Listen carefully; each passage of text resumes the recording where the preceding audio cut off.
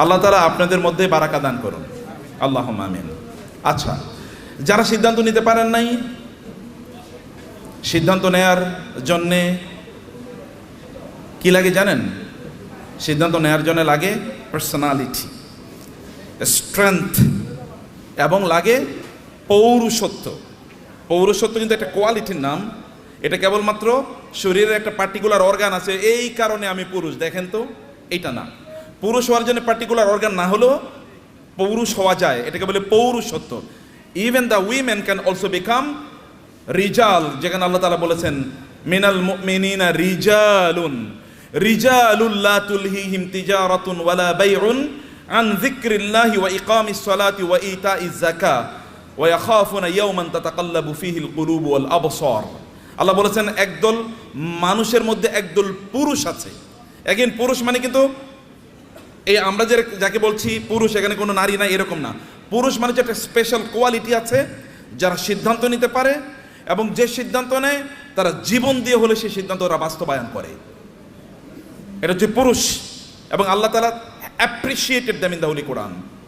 আল্লাহ কোরআনে তাদের প্রশংসা করেছেন এবং বলেছেন যে রিজালুন মিনাল মুমিনিনা রিজালুন, এমন একদল লোক আছে যারা ঈমানের দাবি করে এবং তারা পুরুষ। লা তুলহিহিম তিজারাতুন ওয়ালা বাইউন আন যিকরিল্লাহ, তাদের ব্যবসা বাণিজ্য, তাদের চাকরি বাকরি, any engagement, any preoccupation, any business, any job, any service, nothing, কোনো কিছুই তাদেরকে আল্লাহ সুবহানাহু ওয়া তাআলা মুখী হওয়া, আল্লাহর ব্যাপারে চিন্তা করা, আল্লাহর জিকির করা, আল্লাহকে রিমেম্বার করা, আল্লাহকে স্মরণ করা এবং সালাত আদায় করা, যাকাত আদায় করা ইত্যাদি করা থেকে তাদেরকে বিরত রাখে না। তারা আল্লাহকে বলে না যে একজন চমৎকার একটা বিজনেস ডিল হবে, এখন আল্লাহ তোমার একটু পরে স্মরণ করবো, আগে বিজনেস ডিল স্মরণ করি। তারা এই কথা বলে না যে একজন কাস্টমার চলে এসছে, কাস্টমারকে আগে সার্ভিস দিয়ে তোমার পরে সার্ভিস দেবো। তারা এই কথা বলে না। They give priority to Allah because Allah সুবহানাহু ওয়া তাআলা is the owner and the possessor of everything. তারা আল্লাহকে প্রাধান্য দেয়, কারণ আল্লাহ তাআলা তাকে সৃষ্টি করেছে, তার সব কিছু আল্লাহ সৃষ্টি করেছেন। তার যদি কোনো সুখ অথবা সম্পদ থাকে, এটার মালিক কে? আপনি কি বিশ্বাস করেন এটার মালিক কে? কে মালিক বলেন তো, একটু জোরে বলেন তো। আল্লাহ। সব কিছুর মালিক কে? লিল্লাহি মুলকুস সামাওয়াতি ওয়াল আরদ মালিকাল মুলকি তুতিল মুলকা মান তাশা ওয়া তানজিউল মুলকা মিম্মান তাশা। সম্মানিত ভাইরা, আপনাদেরকে একটু উজ্জীবিত করতে চাইছিলাম। দুপুরবেলা তো ঘুমানোর সময় নাকি? দুপুরবেলা ঘুমানোর সময় না কাইলুলা, এই কারণে অনেকে হয়তো বা ঘুমিয়ে পড়ছেন কিনা, একটু আপনাদেরকে উজ্জীবিত করতে চাইলাম। এক নম্বর, আমি কয়েকটি পয়েন্টে আপনাদেরকে একটু দৃষ্টি আকর্ষণ করব। তাসমিয়া কসমেটিক্স অ্যান্ড টয়লেটস লিমিটেডের আজকের এই অসাধারণ আয়োজনে আমি আসতে পেরে আমার নিজকে সৌভাগ্যবান মনে করছি, এবং আমাদের সম্মানিত তাওহীদ আহমেদ ভাইকে দেখলে আমি নিজে অনুপ্রাণিত হই যে একজন মানুষ একেবারে শূন্য থেকে এত বিশাল বড় একটা প্রতিষ্ঠান কিভাবে তৈরি করেছে। আলহামদুলিল্লাহ, হি is a living legend and living example for all of us. আমাদের জন্য একজন অনুকরণীয়, অনুসরণীয়, যাকে দেখে আমরা ইন্সপায়ার্ড হতে পারি, এরকম একজন মানুষের সান্নিধ্যে আসা, তার সাথে বসা, তার সাথে গল্প করা। I love to meet him, sit with him, এবং তার সাথে গল্প করতে আমি ভালোবাসি, এবং এই কারণে এখানে আসার ব্যাপারে আমার আগ্রহ অনেক অনেক ছিল। দুই নম্বর বিষয়, এখানে আমি খুব ভালোবাসি আরেকজন মানুষকে, হাম্মাদ আমিন ভাই, brand manager of this company. এবং একজন মানুষ কিভাবে একটা প্রতিষ্ঠানকে একেবারে অন্তর থেকে, হৃদয়ের গভীর থেকে ধারণ করতে পারে, he is a living example. এবং আপনারা তো আছেনই। I love every one of you for the sake of Allah. আল্লাহ সুবহানাহু ওয়া তাআলার জন্যে আপনাদেরকে, আপনাদের ঈমানের কারণে, আল্লাহর কারণে আপনাদেরকে ভালোবাসি। আল্লাহ তাআলা আপনাদেরকে এর জন্য উত্তম বিনিময় দান করুন। সম্মানিত ভাইরা এবং বোনেরা, একটু মনোযোগ দিয়ে শুনবেন। মোবাইল ইজ অফ, অনুগ্রহ করে অন্যদিকে তাকাবেন না। আমি আপনাদের বেশি সময় নেব না, আমার হাতে খুব কম সময়, আমি বেশি সময় নেব না। I will speak for 10 minutes only. 10 minute কথা বলবো এবং 10 মিনিট মনোযোগ দিয়ে শুনবেন তো ইনশাআল্লাহ। এক নম্বর কথা হচ্ছে, মুসলমানদেরকে ব্যাপক পরিমাণ সম্পদের মালিক হতে হবে। এটা এক নম্বর কথা। মুসলমানদেরকে সকল সম্পদের কি হতে হবে? মালিক হতে হবে। আল্লাহ তাআলা বলেছেন, ওয়ালাকাদ কাতাবনা ফিজ জাবুরি মিন বাদি যিকরি আন্নাল আরদা ইয়ারিসুহা ইবাদিয়াস সালিহুন। আমি আসমানি কিতাবগুলোতে এই কথা বলে দিয়েছি, এই জমিনের প্রকৃত মালিক, এই পৃথিবীর মালিক হচ্ছে দিনদার লোকেরা, আল্লাহওয়ালা লোকেরা, নামাজি লোকেরা, যাকাত যারা দেয়, হজ যারা করে, যারা মানুষের প্রতি অন্যায় আচরণ করে না, হালালভাবে জীবন যাপন করে, এই সকল ব্যক্তিরা এই জমিনের মালিক। এটা আমি আসমানি কিতাবে লিখে দিয়েছি। এখন যারা এই জাতীয় দিন প্র্যাকটিস করে মুসলমান বলে নিজেদেরকে দাবি করে, তারা যদি একটু চেষ্টা করে তাহলে এই জমিনের মালিক আমি তাদেরকে বানিয়ে দেব। এটা কে বলছেন? আল্লাহ তাআলা বলছেন। তাইলে আমাদের লাগবে কি বলেন তো? কেবল লাগবে চেষ্টা, কেবল লাগবে চেষ্টা। যদি আপনি চেষ্টা করেন, এই জমিনের মালিক আল্লাহ তাআলা আপনাদেরকে বানিয়ে দেবেন। আরবের মরুভূমিতে রাসূলুল্লাহ সাল্লাল্লাহু আলাইহি ওয়াসাল্লাম এসেছেন, কিছুই নাই আরবে, নাথিং ইজ দেয়ার। রব্বানা ইন্নী আসকানতু মিন যুররিয়াতি বিওয়াদিন গায়রি জি জারইন ইনদা বাইতিকাল মুহাররম রব্বানা লিইয়ুকিমুস সালাহ। ইব্রাহিম আলাইহিস সালামকে আল্লাহ নির্দেশ দিলেন, আপনার সন্তান এবং আপনার স্ত্রীকে মক্কার মরুভূমিতে রেখে আসেন। মরুভূমিতে এখনো কিন্তু কিছুই উৎপাদন হয় না, কারণ ওটা উৎপাদনের মতো না। ওইখানকার মাটি উৎপাদন করে না, ওইখানে পাথুরে মাটি, এমনকি পাহাড়গুলো পর্যন্ত পাথরের। আমাদের দেশে তো পাহাড় হলো মাটির, কিন্তু সেখানে পাহাড় মাটির না, পাথরের পাহাড়। এখানে কিছুই উৎপাদন হয় না, এবং সেখানে কোনো সোর্স অফ ওয়াটারও নাই, পানিরও ব্যবস্থা নেই, জমজম ছাড়া কোনো পানির ব্যবস্থা নেই। তাহলে সেখানে উৎপাদন হবে কি দিয়ে? কিন্তু আল্লাহ তাআলা বললেন যে ইব্রাহিম আলাইহিস সালাম তার সন্তান এবং স্ত্রীকে এখানে রেখে এসে আল্লাহর কাছে দোয়া করলেন, হে আল্লাহ, এখানে রেখে গেলাম, এখানে তুমি আমার এই পরবর্তী প্রজন্মদের জন্য রিজিক হিসাবে ফল এর ব্যবস্থা করে দিও, ফল, ফ্রুটসের ব্যবস্থা করে দিও। এবং আপনি জানেন, এখনো যারা মক্কায় যান হজ বা উমরা করতে, আপনি গিয়ে দেখবেন পৃথিবীতে কোথাও যদি কোনো ফল উৎপাদন হয়, ওই ফল ওই পৃথিবীর ওই দেশে না পাওয়া গেলে ওটা মক্কায় পাওয়া যায়। ইব্রাহিম আলাইহিস সালামের দোয়া, 1000 বছর আগের দোয়া, আল্লাহ তাআলা কবুল করে নিয়েছেন। ইব্রাহিম আলাইহিস সালাম তার সন্তানকে রেখে গেলেন, তার স্ত্রীকে রেখে গেলেন। That was the effort which he has done. তার পক্ষে এতটুকুই করা দরকার ছিল, তিনি এতটুকুই করেছেন, বাকিটা আল্লাহ সুবহানাহু ওয়া তাআলা ব্যবস্থা করে দিয়েছেন। আল্লাহ তাআলা আপনাদেরকে লক্ষ্য করে বলেছেন, ওয়াইদ্দু লাহুম মাসতাতাতুম মিন কুওয়াতিন ওয়া বিররিবাতিল খাইলি তুরহিবুনা বিহি আদুওয়াল্লাহি ওয়া আদুওয়াকুম। আচ্ছা, পৃথিবীর এখন সবচেয়ে বেশি সম্পদ কি মুসলমানদের হাতে নাকি অমুসলমানদের হাতে বলেন তো? আপনি কি আমার কথা বুঝতে পারছেন? পেছন থেকে বুঝতে পারেন নাই, বুঝতে পারছেন আপনারা বলেন তো পেছন থেকে? আচ্ছা, পৃথিবীর সকল বেশি সম্পদের মালিক কারা, মুসলমানরা না অমুসলমানরা? অমুসলমানরা। কেন? আল্লাহ বলছেন মুসলমানরা মালিক হবে বেশি, আর অমুসলমানরা কেন মালিক হলো? What is the problem? Problem কোথায়?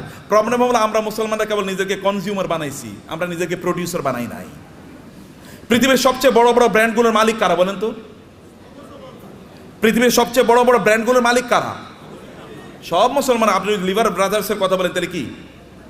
আপনি যদি অ্যাপলসের কথা বলেন, এমনকি অ্যামাজন, এটা তো একটা মার্কেটিং প্লেস, অথবা আলিবাবা, এগুলো সব মুসলমানরা তৈরি করছে, মানে অমুসলমানরা। সব কিছু, সকল ব্র্যান্ডের মালিক তারা। তাহলে আমরা কি করলাম? আমরা কেবল খাই, ঘুমাই আর টয়লেটে যাই, এর বাইরে কোনো কাজ নাই। এখন তো টয়লেটে যাওয়ার জন্য, আগে তো অন্তত আপনি টয়লেটে যাওয়ার জন্য বাসার বাইরে যাওয়া লাগতো, এখন তো বাসার বাইরে না, একেবারে বিছানার সাথে টয়লেট। কয়েকদিন পরে এমন টয়লেট বের হবে যে আপনি যেখানে শুইতেছেন ওইখানে টয়লেটের ব্যবস্থা হয়ে যাবে, বাইরে আর আপনার যাওয়ার দরকার নাই। কি প্যাথেটিক জীবন ব্যবস্থা! মুসলমানদের তো এটা করার কথা ছিল না। আল্লাহ তাআলা আপনাকে নির্দেশ করেছেন, ফাইজা কুদিয়াতিস সালাতু ফান্তাশিরু ফিল আরদি ওয়াবতাগু মিন ফাদলিল্লাহ। নামাজ শেষ মসজিদে বসে থাকা যাবে না। ওমর রাদিয়াল্লাহু তাআলার যুগে একদল যুবক নামাজের পর মসজিদে বসেছিলেন, ওমর লাঠি এনে তাদেরকে পিটাচ্ছেন, এখানে বসে আছো কেন? বলে, আমরা এখানে এমনি বসে আছি, আল্লাহ জিকির করছি। তোমাদের আয় ইনকাম করা লাগবে না, ব্যবসা বাণিজ্য, চাকরি বাকরি করা লাগবে না, আল্লাহ আমাদেরকে খাওয়াবে। আসমান থেকে আল্লাহ কবি রিজিক নাজিল করেছে, আসমান থেকে আল্লাহ বৃষ্টি নাজিল করে। বৃষ্টিকে জমিনের ফসলের জমিতে নিয়ে তারপরে ফসল উৎপাদন করা লাগে, তোমাকে সেটা করতে হবে। লাঠি নিয়ে এসে তাদেরকে পিটিয়ে বের করে দিয়েছে, যাও চাষাবাদ করো, ফসল উৎপাদন করো, চাকরি বাকরি করো, ব্যবসা বাণিজ্য করো, এটাই তোমাদের কাজ। আল্লাহ সুবহানাহু ওয়া তাআলা কোরআনে সূরাতুল মুজাম্মিলে দুই ধরনের লোকের কথা বলেছেন। দুই ধরনের লোক তারা যুদ্ধে লিপ্ত আছে। এক ধরনের লোক তারা আল্লাহর রাস্তায় জিহাদ করছে আল্লাহর দ্বীনকে প্রতিষ্ঠা করার জন্য। আরেক দল লোক তারা টাকা পয়সা ইনকাম করার জন্য যুদ্ধ করছে, কারণ টাকা পয়সা যদি না থাকবে তাহলে মসজিদ নির্মাণ করবেন কোত্থেকে, মাদ্রাসা নির্মাণ করবেন কোত্থেকে, আর যারা যুদ্ধ করবে তাদের জন্য অস্ত্র কিনবেন কোত্থেকে। করার জন্য you need some people who will support this people.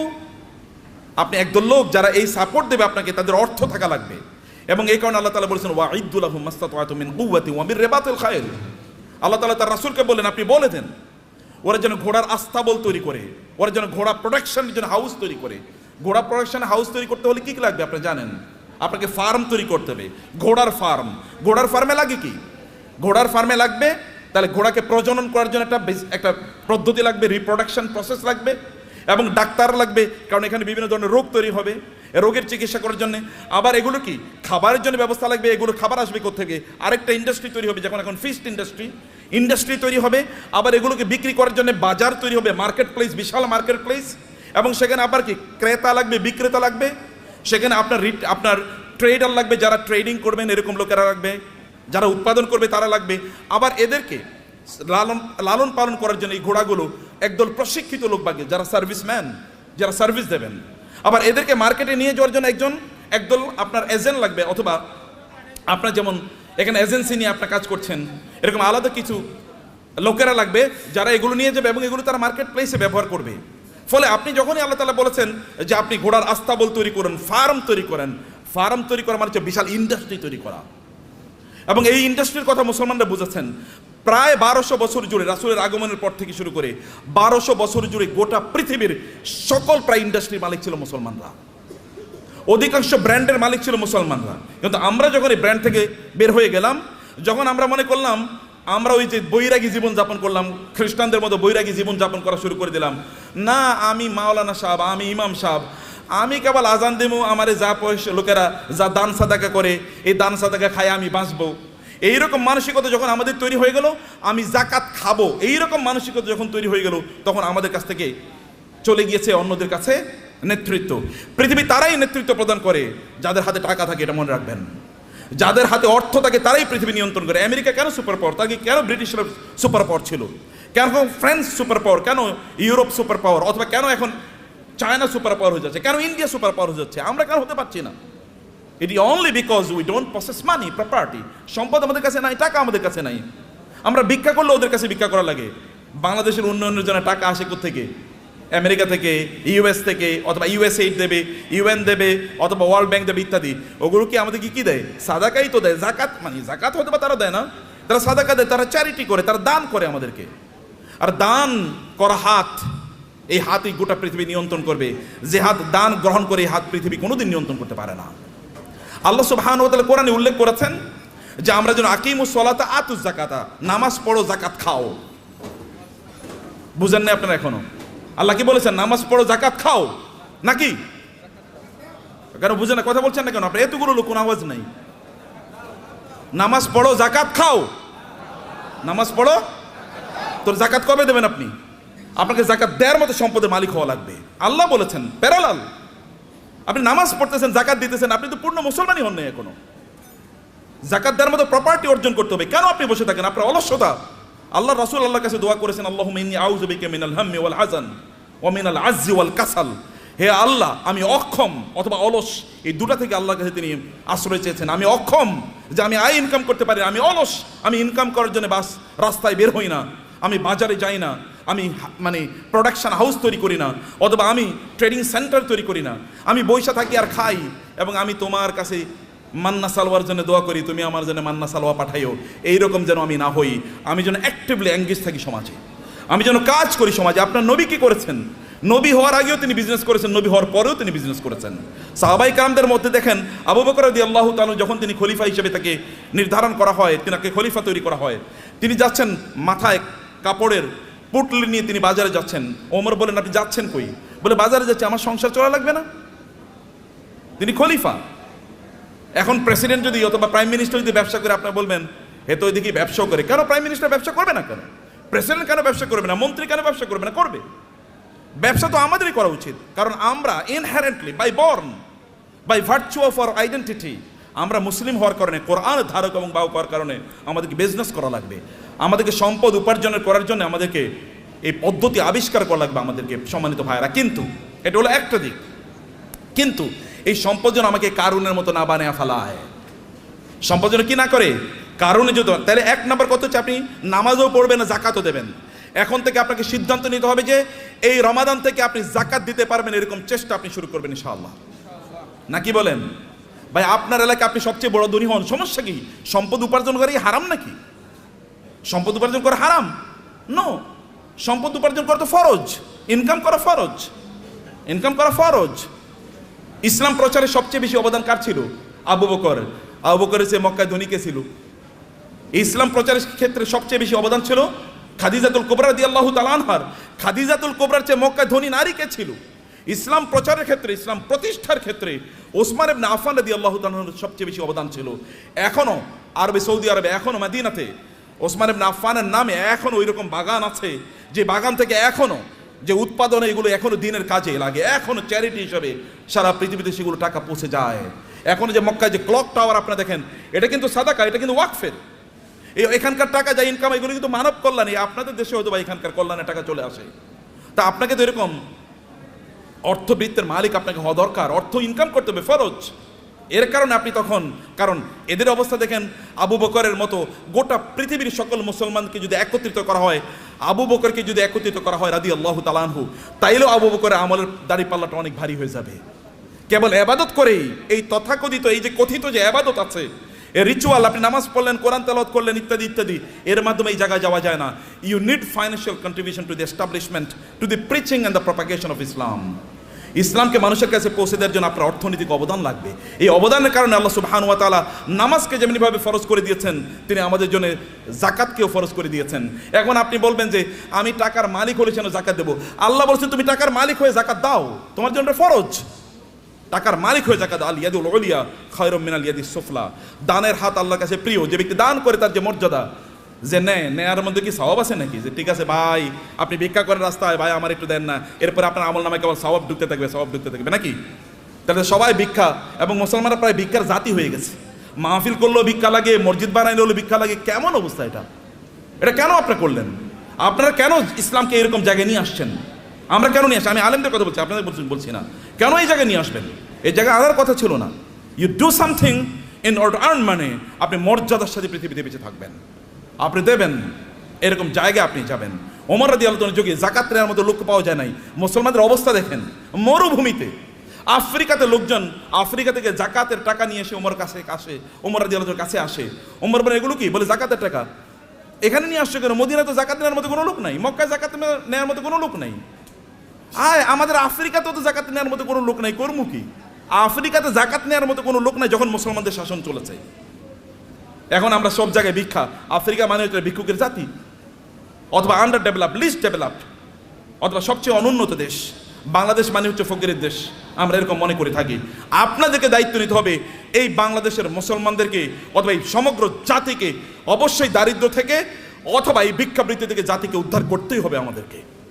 এবং এই জন্য ব্র্যান্ড ডেভেলপ করেন, ডু সামথিং। এটাও আবাদত। বিজনেসের চেয়ে বড় আবাদত নাই। বিজনেসের লোকেরা জান্নাতে নবী রাসূলদের সাথে থাকবে, আল্লাহ রাসূল বলেছেন। যারা বিজনেস করে, সৎ বিজনেস করে, তারা নবী রাসূলদের সাথে থাকবে জান্নাতে। অন্যরা কিন্তু এরকম থাকতে পারবে না। আমার মতো এরকম খালি দাওয়াত দিয়ে গেলাম আর আপনার কাছে আসলাম, আশা করছি কিছু টাকা দিলে এরপরে আমার সংসারটা চলবে, আছে কিনা এরকম? আপনার প্রফেশন কি? ব্যবসা কি? আপনার চাকরি কি? কলে আমি ওয়াইজ হলো আমার চাকরি। ওয়াইজ কোনো চাকরি নাকি? ওয়াজ কি কোনো চাকরি? কিন্তু আমাদের দেশে এটা চাকরি হয়ে গেছে। আপনার চাকরি কি? আমি ইমামতি হলো আমার চাকরি? নো, ইমামতি চাকরি না। আমার এরকম হওয়া দরকার ছিল। আমার সাইড বিজনেস আছে, বাকি কাজগুলো আমি এভাবে করি। প্রিয় ভাইরা, বলছিলাম 10 মিনিট, মনে 10 মিনিট হয়ে গেছে। আচ্ছা, লাস্ট 2-3 মিনিট আপনাদেরকে শেষ করে দিই। তার মধ্যে ইয়া রব না, ভাই আছেন, যে শেখরা আছেন, ওনার কথা বলবেন। আপনারা তো প্রচন্ড রাগান্বিত পৃথিবীতে, তাই না? রাগ করছেন তো কথা শুনে? আচ্ছা, পেছন থেকে কানো আওয়াজই শুনি না, ঘটনা কি? এই পিছনে একটু ক্যামেরাটা ধরেন তো দেখি সবাই আছে কিনা, জীবিত জীবিত আছেন নাকি? মাশাআল্লাহ মাশাআল্লাহ মাশাআল্লাহ। একটু হাতটা নাড়ান তো দেখি, হাতের ব্যায়াম হোক। গুড, ঠিক আছে, নামান, হাত নামান। ভাইরা আমার, সম্পদের মালিক হওয়ার জন্য আমি আপনাকে অনুপ্রাণিত করছি। আপনার সম্পদের মালিক হন, কিন্তু সম্পদের মালিক কারুনের মতো হওয়ার জন্য করবেন না।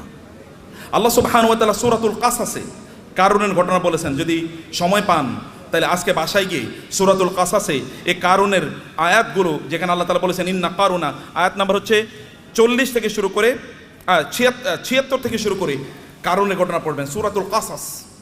ইন্না কারুনা কানা মিন কওমি মূসা ফাবাগা আলাইহিম ওয়া আতাইনাহু মিনাল কুনুজি মা ইন্না মাফাতিহাহু লাতানু বিল উসবাতি উলিল কুওয়া ইয ক্বালা লাহু কওমুহু লা তাফরাহ ইন্নাল্লাহা লা ইউহিব্বুল ফারিহিন।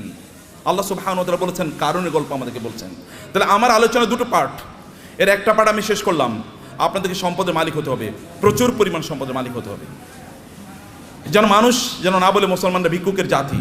আপনি যেন দিতে পারেন, অন্যরা যেন আপনাদেরকে দেখে বলে যে না, এ তো মুসলমান, এর মতো হতে হবে, আপনি তার মতো হতে। এখন আমরা এক্সাম্পল দিতে গিয়ে এখন আমরা ধরেন তৌহিদ ভাই ছাড়া আর কাউকে এক্সাম্পল দেওয়ার মতো লোক পাচ্ছি না। মানে যারা দ্বীন প্র্যাকটিস করে, আবার অনেক সম্পদের তারা প্রবাহ তৈরি করেছে সমাজে, নিজেই কেবল সম্পদের মালিক হয় না, সম্পদের মালিক বানানোর রাস্তা তৈরি করে দিয়েছে। এরকম লোক আমার সামনে খুব বেশি নাই। আমি বলতে গেলে বিল গেটসের কথা বলে, ওয়ারেন বাফেটের কথা বলতে হয়, এলিয়ন মাস্কের কথা বলা লাগে। তো মুসলমানদের এলিয়ন মাস্ক কই? মুসলমানদের যদি আপনি দেখেন, বিভিন্ন আরবের যে সকল শেখরা আছে, ওই যে আরবের রাজা বাদশারা, কেবল ওদের নাম শুনলেই শোনা যায় ওই দেশে তার বিশাল একটা কি আছে, একটা রেস্ট হাউস আছে, ওইখানে ওই সমুদ্রের তীরে তার বিশাল একটা বাংলো আছে, হাবিজাবি ইত্যাদি ছাড়া আর কিছুই আলোচনা শুনি না। আর যখন আপনি এলন মাস্কের কথা শোনেন, তখন আপনি শোনেন যে ও ওই যে ইয়ের দেশে, চাঁদের দেশে এখন জায়গা বেচতেছে, জায়গা বিক্রি করতেছে। ওইখানে কি করে? অথবা বাংলাদেশে তার স্টার লিঙ্ক আসবে, গ্রাম অঞ্চলে সুপার স্পিডে আপনি ইন্টারনেট পাবেন। অথবা টেসলার মাধ্যমে এমন গাড়ি তৈরি করছে, ওখানে কোনো কি লাগবে না, ড্রাইভার লাগবে না। এরকম একটা কথা বলেন তো আপনি মুসলমানদের, এটা কেমন জাতি? 300 কোটি মুসলমান বলা হয়, অথবা কমপক্ষে তো 200 কোটি। গোটা পৃথিবীতে মানুষ 800 কোটি, এর মধ্যে প্রায় 250 কোটি মুসলমান। 250 কোটি মুসলমান একটা টেসলার মতো জিনিস তৈরি করতে পারলো না, একটা আইফোনের মতো প্রোডাক্ট তার নাই। অথবা তার একটা কি, এই যে আমরা ইয়ের গাড়ি কি বলে, কিসের গাড়ি, এই যে মানে আমরা আমাদের বাংলাদেশে এটা এটা কি যে কি গাড়ি জানো, এটা আপনার মানে এক্স করোলা, মানে করোলা টাইপের একটা গাড়িও তো বানাইতে পারেন। আপনি বলেন তো একটা ব্র্যান্ডের নাম বলেন তো মুসলমানদের গাড়ির, একটা হুন্ডার নাম বলেন তো, একটা সাইকেলের নামই বলেন। আরে সাইকেলের নাম তো বহুত পরের কথা। এই যে সাইকেলের যে শিখ ব্যবহার, ওগুলো কি বলে? হ্যাঁ, শিখ বলে না? এরকম বানাইছে মুসলমানরা, দেখেন তো, এটাও তো চায়না থেকে আপনার আনা লাগে। তাহলে কি আমরা কি বানাইছি, করছি কি? কেবল খাও দাও ফুর্তি করো, দুনিয়াটা মস্ত বড়, এরকম টাইপ ছাড়া কোনো কিছু নাই। খাও ঘুমাও এবং সিনেমা দেখো আর ফেসবুক টিপাও। যে ফেসবুক বানাইছে ওর নিজেরও অ্যাকাউন্ট হয়তো বা নাই, কিন্তু আপনি এটা নিয়ে সারাদিন রাত ব্যস্ত আছেন। ও যে ইউটিউব বানাইছে, ওইটা ব্যবসায়ী হাউস তার, এখান থেকে সে বিলিয়নস অফ ডলার্স ইনকাম করে নিচ্ছে, কিন্তু আপনি ওইটাই দেখেন এবং আপনি বলেন পাগলের সুখ মনে মানে, আপনি আমি কত সুখী, সারা রাত বইরা সিনেমা দেখতেছি, মজা কারে বলে? Stupid lifestyle. নো, আল্লাহ আপনাকে এই জন্য তৈরি করেন নাই, হিউজ প্রোডাক্টিভিটি তৈরি করেছেন এবং আল্লাহর মার্সি আপনার উপর আছে। আল্লাহ সুবহানাহু ওয়া তাআলা আপনাকে সেরকম ক্যারিশমা দিয়ে তৈরি করেছেন এবং এই কারণে আপনার এলাকায় আপনি সবচেয়ে বেশি সম্পদের মালিক হন এবং এর মাধ্যমে আপনি ওই এলাকাটাকে উন্নয়নের কাজ করেন। ওইখানে এমন কোনো মসজিদ না থাকুক যে মসজিদে আপনার কন্ট্রিবিউশন নাই, এমন কোনো মাদ্রাসা না থাকুক যেখানে আপনার কন্ট্রিবিউশন নাই, এমন কোনো দিনী কাজ না থাকুক যেখানে আপনার কন্ট্রিবিউশন নাই। লোকেরা যখন চিন্তা করবে আমরা এখানে একটা দিনী কাজ করতে চাই, তখন সবার আগে আপনার নাম মনে পড়বে, অমুকের কাছে যাই। যেমনিভাবে লোকেরা কোনো দিনী কাজ করলে, রাসূলের কোনো দিনী কাজের প্রশ্ন দেখা দিলে তার সবার আগে মনে পড়তো কার নাম? আবু বকরের নাম, আবু বকর নাম মনে পড়তো, অথবা ওসমান নাম মনে পড়তো, কারণ কেউ তাদেরকে সুপারসিড করতে পারতো না। সম্মানিত ভাইয়েরা এবং বোনেরা, সে কারণে পজিটিভলি অ্যাক্টিভলি সময় কাটান। মনে রাখবেন প্রত্যেকটা সেকেন্ডের জন্য আল্লাহকে জবাবদিহি করতে হবে, আল্লাহর কাছে আপনাকে জবাবদিহি করতে হবে প্রত্যেকটা সেকেন্ডের জন্য। ওয়াল আসরি ইন্নাল ইনসানা লাফি খুস, মানুষ সৃষ্টিগতভাবে বিপদের মধ্যে আছে। ইন্নাল ইনসানা লাফি খুস, তবে ইল্লাল্লাযিনা আমানু ওয়া আমিলুস সালিহাত, যারা ঈমান এনেছে, ঈমান আনার উপর ভালো কাজ করছে। যাকাত যদি ইসলামের তৃতীয় স্তম্ভ হয়, আমরা বলি নামাজ রোজা, নামাজ রোজা, আল্লাহ বলছেন নামাজ জাকাত, নামাজ জাকাত, নাকি আমরা কি বলি? নামাজ রোজা, কিন্তু আল্লাহ কি বলেছেন? নামাজ জাকাত। কারণ দুটোকে একসাথে বলেছেন। এই দুটোকে একসাথে আপনাকে যদি আপনি করতে পারেন, তাইলে তো আপনি ইসলামের 5টা স্তম্ভ আপনি পালন করলেন। আপনি 5টা স্তম্ভ কয়জন পালন করছেন এর মধ্যে আপনি বলেন, কেন 5টা স্তম্ভ আপনি পালন করলেন না? এই 5টা স্তম্ভের উপর তো ঘর নির্ভর করে, এই গোটা ইসলাম নির্ভর করছে 5টা স্তম্ভের উপর। আপনি কেন হজ করতে পারলেন না? আপনি কেন জাকাত দিতে পারলেন না? এই দুটো তো ইসলামের স্তম্ভ। আপনি কেবল নামাজ পড়িয়ে তেলে জান্নাতুল ফেরদাউসে চলে যেতে পারবেন নাকি? নো, অসম্ভব। সবগুলো একসাথে করে আপনি এমন একটা বিল্ডিং বানালেন একটা ইয়ের উপর, পিলারের উপর। এই বিল্ডিং কি পৃথিবীর সবচেয়ে স্থায়ী বিল্ডিং হবে? পিলার একটা মাত্র, যে কোনো সময় ধসে পড়ে যেতে পারে। শুধু নামাজের উপর নির্ভর করলেন, যে কোনো সময় ধসে পড়ে যেতে পারে। অতএব সবগুলোর উপর আপনার দিনকে প্রতিষ্ঠিত করা লাগবে। বুনিয়াল ইসলাম আলা খামসিন, শাহাদাতি আল্লাহ ইলাহা ইল্লাল্লাহ থেকে ওয়া হাজ্জিল বাইতি মান ইসতাতা ইলাইহি সাবিলা, সামর্থ্য অর্জন করা লাগবে আপনার, এবং অন্যরা আপনাকে দেখে শিখুক যে না এইরকম জীবনযাপন করা লাগে। অন্যরা আপনাকে দেখুক এরকম জীবনযাপন। কিন্তু আপনি সম্পদ উপার্জন করার একমাত্র কারণ যেন না হয় কারুন টাইপের জীবনযাপন করা। কারুন টাইপের জীবনযাপন করা কি? আল্লাহ সুবহানাহু বলেছেন ইন্না কারুনা কানা মিন কওমি মূসা ফাবাগা আলাইহিম। কারুন ছিল মূসা আলাইহিস সালামের তার বংশের লোক, অর্থাৎ বনি ইসরায়েলের লোক। কিন্তু এই বনি ইসরায়েলের উপরে সে জুলুম অত্যাচার করা শুরু করে দিয়েছে। যেমন আমাদের দেশে দেখবেন, আমাদের দেশে লোকেরা ব্যবসা করতেছে কিন্তু টাকা পাচার করতেছে অন্য দেশে, আছে কিনা এরকম? বুঝেন না আপনারা?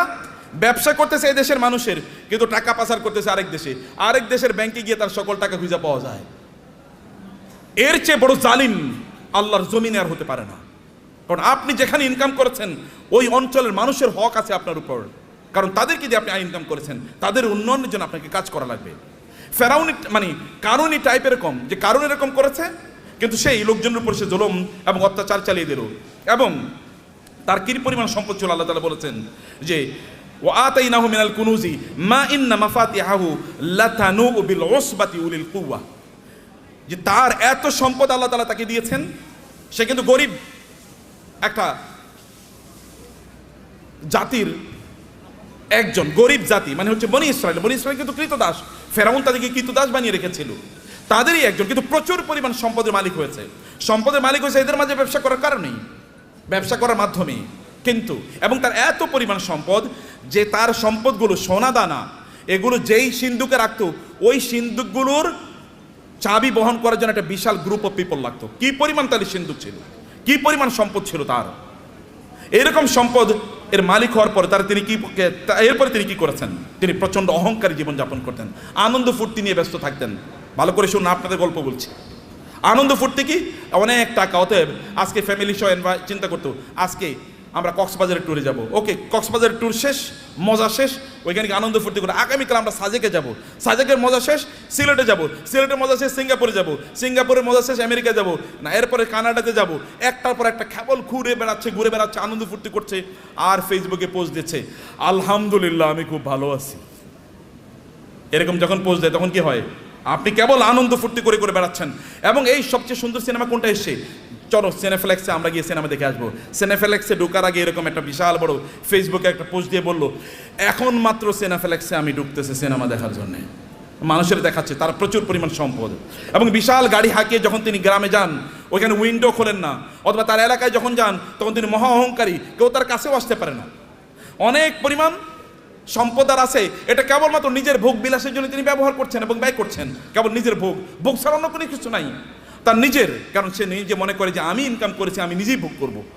এবং কারণ কিন্তু একই কাজ করেছে, কারণকে তার সম্প্রদায়ের লোকেরা বলেছে তুমি এত অহংকার করো না, তুমি এত আনন্দ ফুর্তি নিয়ে ব্যস্ত থেকো না, তুমি যিনি তোমাকে সম্পদ দিয়েছেন তার প্রতি কিছু কৃতজ্ঞ থাকো। ওয়াবতাগি ফীমা আতাকাল্লাহু দারুল আখিরাহ, আল্লাহ তোমাকে যে সম্পদ দিয়েছেন এই সম্পদকে ব্যবহার করে আখেরাত অর্জন করো, অর্থাৎ জান্নাত অর্জন করো। সম্পদ ব্যবহার করে অধিকাংশ লোকই জান্নাত অর্জন করে না, জাহান্নাম অর্জন করে। বলেন তো অধিকাংশ লোকের কি অবস্থা, জাহান্নাম। কিন্তু তাসমিয়া কসমেটিক্সে আপনারা যারা আছেন সম্পদকে উপার্জন করে জাহান্নাম অর্জন করবেন না আপনারা ইনশাআল্লাহ। কারণ আপনাদের সামনে আল্লাহর রহমতে এমন একজন লিডিং এক্সাম্পল আছেন। আমি তাওহীদ ভাইয়ের কথা আরও বলি, এত বেশি কাজ করেন তিনি দিনই, এটা আপনারা হয়তো বা জানেন না, আমি কিছু জানি। দ্য আইস মানে টিপ অফ দি আইসবার্গ, মানে বিশাল বড় অথবা পাথর আপনার কি বলে আপনার এই যে সামান্য একটু হয়তো আমি জানি, তার চেয়ে বেশি আমি জানি না। বরফের বিশাল খণ্ডের সামান্য একটু আমি জানি, এক ড্রপস অফ ওয়াটার, অথবা তার চেয়ে বেশি করে আল্লাহ তাআলা কবুল করে নেন। আমি বেশি প্রশংসা করতে চাই না, আপনাদেরকে বলতে চাই প্রিয় ভাইরা, আপনাদেরকে যে কথাটা বলতে চাই আপনারা শুনুন। সম্পদ উপার্জন করেছেন কেবল নিজের জন্য না। যখন কারণকে বলা হলো তুমি এরকম অহংকার করো কেন, তখন সে বলে আমার সম্পদ আমার নিজের যোগ্যতা আমি অর্জন করেছি, উপার্জন করেছি, আমি অহংকার করব না, আমি আনন্দ ফুর্তি করব না। আমার তো থাকবে গাড়ি একটা না, গাড়ি 10টা থাকবে, এবং আপনি মানে খাবেন হচ্ছে এতটুকু, কিন্তু আপনি 10 জনের খাবার আপনি নষ্ট করবেন। আপনার লাগবে একটা, কিন্তু আপনি 10টা ব্যবহার করছেন। আপনার শার্ট আছে প্রায় 200, কোনটা যে কবে পড়বেন আপনি জানেন না। যদি প্রতিদিন একটা করে পড়েন তাইলে এরপরে সর্বশেষ শার্টটা পরার জন্য 3 বছর পরে শার্ট পড়তে পারবেন। এইভাবে আপনি আপনার লাইফস্টাইলকে তৈরি করে রেখেছেন, এটা ছাড়া আপনি কোনো কিছুই বুঝেন নাই। এবং মানুষকে আপনি দেখিয়ে বেড়ান আপনি কি পরিমাণ সম্পদের মালিক হয়েছেন। সম্পদের মালিক ব্যক্তি তার নিজের যোগ্যতা হতে পারে না। আপনি তৌহিদ ভাইকে জিজ্ঞেস করে দেখেন, সম্পদের মালিক হওয়ার জন্য আল্লাহর স্পেশাল অনুমোদন লাগে, আল্লাহর রহমত লাগে। আল্লাহ রহমত না দিলে কোনোদিন কেউ সম্পদের মালিক হতে পারে না।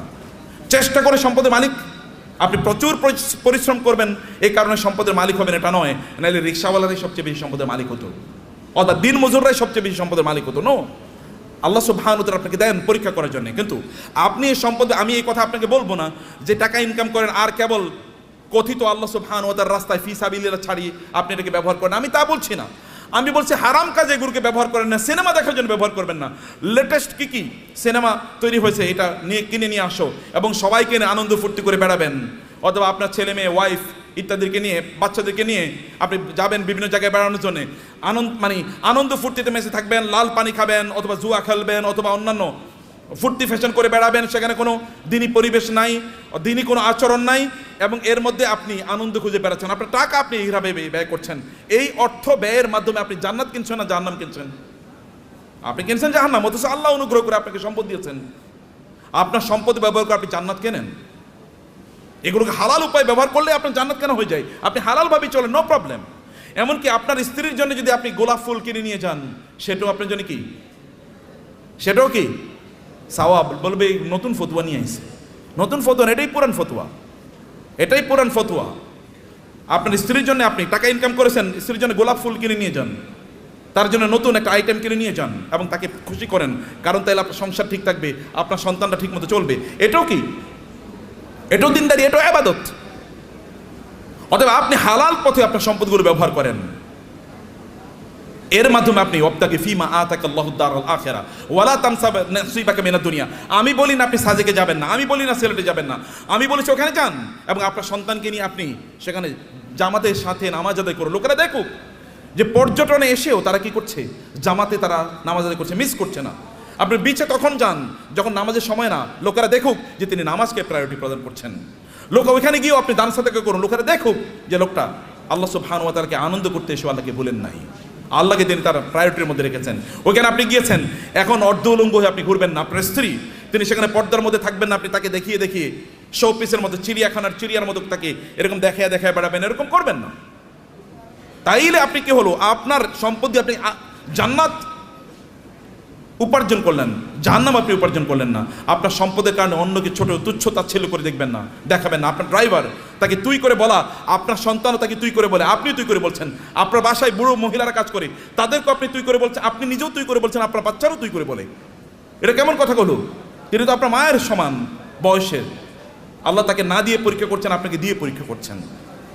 লাইফস্টাইলে অহংকার যদি কেউ করে, তাহলে কারণের অবস্থা কি হয়েছিল? এত ব্যাপক পরিমাণ সম্পদ, লোকেরা তাকে দেখলে বলতো, আহা, কারণের মতো যদি সম্পদ আমার থাকতো, আমাদের থাকতো।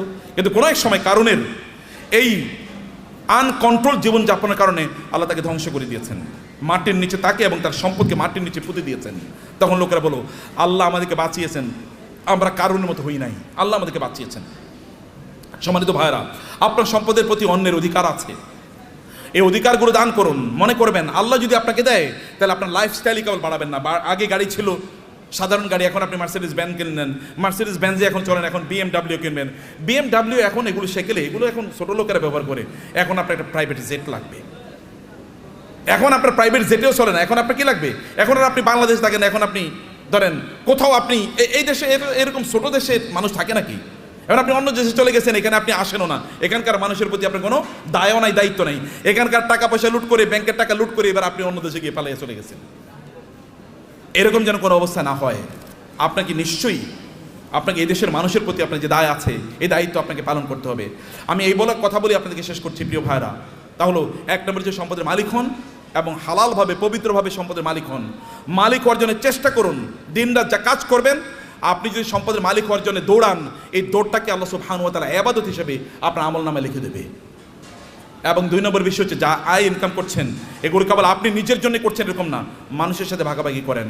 অন্যের অধিকার আছে, পাড়া প্রতিবেশীর অধিকার আছে, আত্মীয় স্বজনের অধিকার আছে। আপনার আত্মীয়রা তারা খারাপ অবস্থায় আছে, আর আপনি পশ লাইফ লিড করেন। আপনি মুসলমান না? আপনার এতটুকু সামান্য আত্মমর্যাদা নাই, আপনার মানবিকতা নাই, মানবিক মূল্যবোধ নাই। কিয়ামতের দিন আল্লাহর সামনে দাঁড়াবেন, আল্লাহ আপনাকে বলবে, তুমি এত ভালো জীবনযাপন করেছো আর তোমার আত্মীয়রা না খেয়ে মারা গিয়েছে। সেদিন কি উত্তর দেবেন? সেদিন বলবেন, আল্লাহ আমার আবার দুনিয়ায় পাঠাও, আমি দুনিয়ায় প্রচুর পরিমাণ দান সাদাকা করে এবার আমি আখিরাতে আসতে চাই। কেউ সেই দিন আর পৃথিবীতে আল্লাহ তাআলা আমাদেরকে ফেরত পাঠাবেন না, কারণ দুনিয়া একবার, দুনিয়া কি একবার। সম্মানিত ভাইরা, আমি এগেইন আমাদের তাওহীদ ভাইয়ের প্রতি কৃতজ্ঞ যে এই অনার আমাকে দেওয়ার কারণে। বারাকাল্লাহ ফিকুম, থ্যাংক ইউ ভেরি মাচ। আর তাসমিয়া হার্বাল তো আমার খুবই প্রিয় প্রতিষ্ঠান, এই জন্যে যে একটা প্রতিষ্ঠান দিনের আবহে থেকে কিভাবে বড় হতে পারে, এটা একটা এক্সাম্পল। এবং আপনারা এর সাথে লেগে থাকেন, নিজেরা এটাকে আরও বড় করেন, নিজেরা অনেক বড় হন ভাইয়েরা, অনেক বড় হন। এই গোটা পৃথিবীর সম্পদ যদি ভালো মানুষের হাতে থাকে, তাইলে কি ওগুলো দিয়ে সিনেমা বানাইবো বলুন তো? আচ্ছা, আমাদের তৌহিদ ভাই কি ওনার টাকা দিয়ে সিনেমা বানাইবো কোনোদিন? নাটক বানাবে? এলজিবিটিকে প্রমোট করবে? অশ্লীলতাকে প্রমোট করবে? কোনো কিছু করবে না। হলে ভালো কাজে চলবে, অথবা এই যে আপনাদের জন্য ব্যয় হবে, অথবা দেশের উন্নয়নে সেটা কাজে লাগবে। এরকম মানুষের হাতে সম্পদ থাকা উচিত, এবং আপনি নিজকে ওইরকম একজন রোল মডেল তৈরি করেন, এরকম একজন মানুষের পরে। এটা কিন্তু আল্লাহর নির্দেশ। আমি কিন্তু আল্লাহর কথাগুলো আপনাকে বলে গেছি আমার ভাষায়। আল্লাহর ভাষায় তো আমি বলতে পারবো না, আমার ভাষায় আল্লাহর কথাগুলোকে আপনাদের ব্যাখ্যা করলাম। হে আল্লাহ, তুমি এই আয়োজনটাকে কবুল করে নাও, আজকের এই কনফারেন্সকে কবুল করে নাও, এই তাসমিয়া হারবালকে তুমি কবুল করে নাও আল্লাহ, এবং এটাকে বাংলাদেশের লিডিং বিজনেস হাউস হিসেবে কবুল করে নাও আল্লাহ। আল্লাহ, এখানে যারা এর সাথে সম্পৃক্ত আছেন বিভিন্নভাবে, আল্লাহ সবাইকে তুমি কবুল করে নাও আল্লাহ, এবং সবার ব্যবসার মধ্যে তুমি বারাকা দান করো আল্লাহ। আর এরা সবাই যেন অন্যদের জন্য রোল মডেল হতে পারে, অন্যদের জন্য আদর্শ হতে পারে আল্লাহ। সবাইকে তুমি সেই স্ট্রেংথ এবং স্টামিনা দান করো আল্লাহ। আমাদের সবাইকে আমাদের সম্পদ দিয়ে যেন আমরা আখিরাতে তোমার কাছে যেন একটা ঘর বানাতে পারি আল্লাহ। তোমার কাছে আমাদের জন্য ঘর বানায়া দিও, আমরা সেভাবে আমাদের সম্পদগুলোকে যেন ব্যয় করতে পারি, এবং অন্যের প্রতি আমাদের যে দায় আছে, দায়িত্ব আছে, মানুষের প্রতি আমাদের যে দায় আছে, সেটা যেন আমরা পালন করতে পারি। আমাদের সম্পদের কারণে যেন আমরা অহংকারী না হয়ে উঠি, আমরা কেবল যেন শো অফ না করি, আমি দেখাই যে আমার এরকম আছে এবং অন্যরা এটা দেখে ইনফেরিয়রিটি কমপ্লেক্স, এটা যেন না হয়। আপনি ভাবির জন্য বিশাল বড় গয়না কিনে নিয়ে গেলেন, এবার আপনার ওয়াইফ আরেকজনের, আপনার কোনো মানে তার কোনো কাজিনের অথবা তার কোনো বান্ধবীর অথবা অন্য কাউকে বললো, দেখো আমার স্বামী কিন্তু আমার এটা দিয়েছে। এরপরে উনি তো তার স্বামীর সাথে এবার ঝগড়া বিপদ লাগলো, আমার বান্ধবীর স্বামী এরকম দিয়েছে, তুমি আমারে দিলা না, তো তুমি তো আমার প্রতি জুলুম করছো, আমি তোমার বিয়া করে এই জীবনটা শেষ হয়ে গেল আমার। এটা শো অফ করার জন্য না, আল্লাহর প্রতি কৃতজ্ঞতা। যত আল্লাহ দেবেন তত কৃতজ্ঞতা বাড়িয়ে দেন। আল্লাহ আপনার মাথা উঁচু করে দিয়েছেন, যিনি মাথা উঁচু করে দিয়েছেন তার জন্য মাথাটা কি হবে? অবনত হবে, সেজদায় বেশি লুটিয়ে পড়তে হবে, তাইলে তিনি আপনার মাথাকে উঁচু করে দেবেন। থ্যাংক ইউ ভেরি মাচ, জাযাকুমুল্লাহ খায়র। আল্লাহ সুবহানাহু ওয়া তাআলা আমাদের সবাইকে অনেক অনেক কল্যাণ দান করুন, আল্লাহুম্মা আমিন। হাযা ওয়া সাল্লাল্লাহু সুবহানাহু ওয়া তাআলা নবিয়ানা মুহাম্মদ ওয়া আলিহি ওয়া সাহবিহি আজমাইন। সুবহানাকাল্লাহুম্মা ওয়া বিহামদিক, আশহাদু আল্লা ইলাহা ইল্লা আনতা আস্তাগফিরুকা ওয়া আতুবু ইলাইক। ওয়াসসালামু আলাইকুম ওয়া রাহমাতুল্লাহি ওয়া বারাকাতুহু।